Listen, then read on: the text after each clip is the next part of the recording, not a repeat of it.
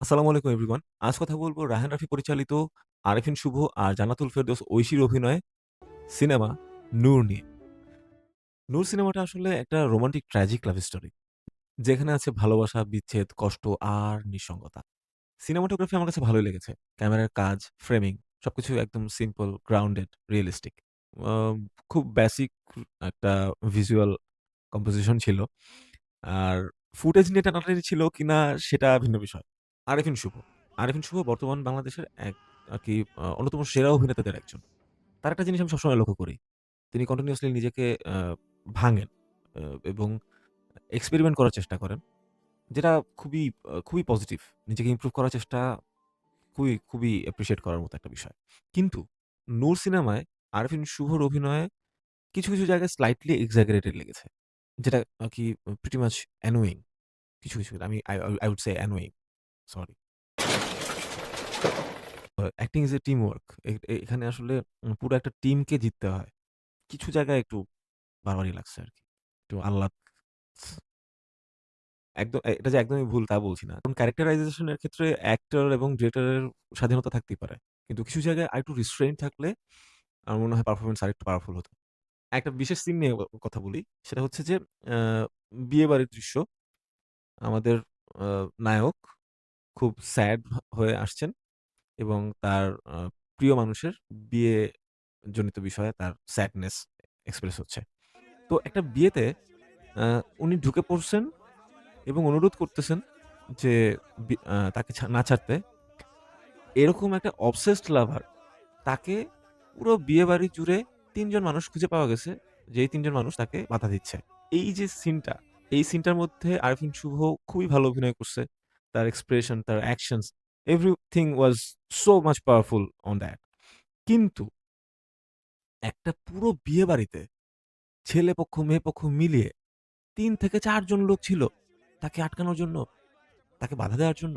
সে একটা chaos create করতেছে একটা বিয়েবাড়িতে। একটা মেয়ের মানিচত, ছেলের বাড়ির মানিচত। একটা ফ্যাক্ট থাকে।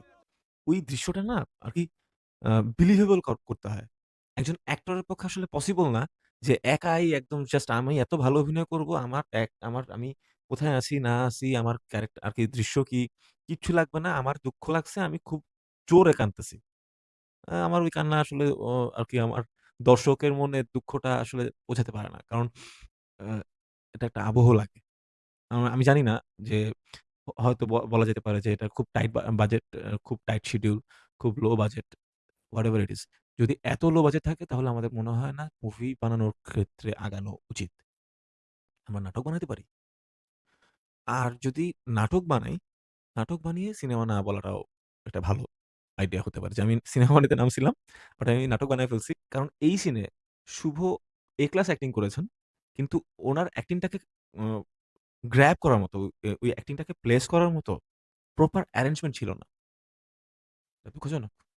আমাদের আসলে গ্লোবাল স্ট্যান্ডার্ড মাথায় রেখেই কনটেন্ট আপগ্রেড করা উচিত। করার চেষ্টা করা উচিত। এখন বলি ঐশীর কথা।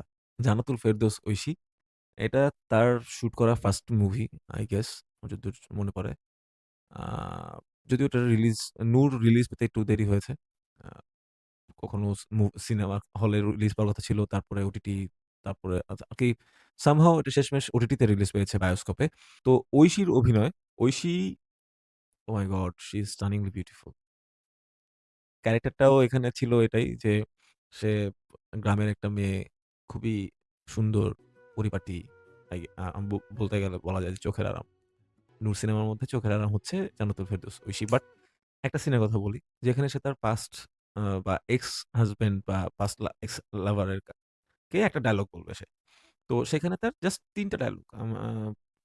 ছোট ৩ টা ডায়ালগ। একটা লাইন জাস্ট বলি। ওই ডায়ালগটা ক্লিয়ারলি বলা যেত তাহলে অনেক বেশি পাওয়ারফুল লাগতো সিনটা। কারণ ওই সিনটার উপর ডিপেন্ড করে ২ টা লাইফের ট্রানজিশন দেখানো হবে আরকি এবং এটা একটা পাওয়ারফুল সিন ছিল। ভালোবাসি না আমি আপনারে! আপনি আমার অতীত! খুবই ইম্পোর্টেন্ট সিন। সেই সিনটার মধ্যে আমি জানি না ডায়ালগ ডেলিভারি ক্লিয়ারলি বলা যায় নাই বা রিটেক নেয়া যায় নাই কেন? হোয়াটএভার। এটা আরেকটু ক্লিয়ার হলে সুন্দর হতে পারত। রায়হান রাফি নিঃসন্দেহে একজন ভালো ডিরেক্টর। এটা নিয়ে আমাদের কারো কোনো সন্দেহ নেই। ইনফেক্ট লাস্ট বছরগুলোতে তিনি যেসব খেলা দেখাইছেন, সো আমাদের মনে হয় না কোনো কনফিউশন আছে যে রায়হান রাফি একজন ভালো ডিরেক্টর। নূর কোনো কমপ্লেক্স বা লেয়ার্ড স্টোরি না। ভালোবাসা আছে, বিচ্ছেদ আছে, কষ্ট আছে, সেই কষ্টে বিলীন হয়ে যাওয়া আছে।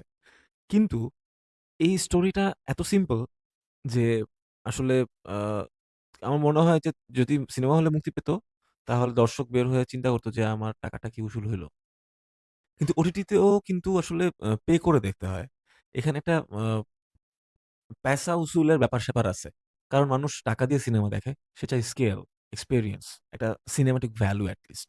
খুবই অল্প সময়ের সিনেমা, ১.৫ ঘন্টা, ১ ঘন্টা ৩০ মিনিট ডিউরেশন।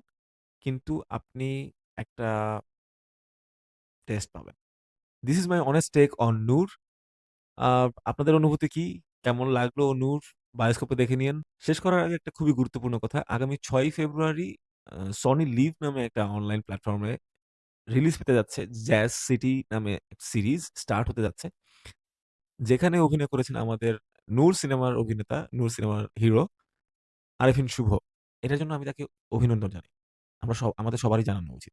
এনি ক্রাফট, কোন ক্রাফটই আসলে কোন একটা দেশের নামে আ বা ওই দেশের নাগরিকত্বের উপরে ডিপেন্ড করে আসলে ভ্যালু করা উচিত না।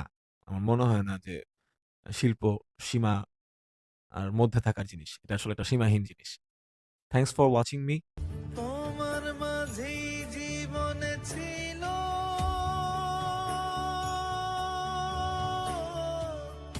তোমার কাছে হারাইছি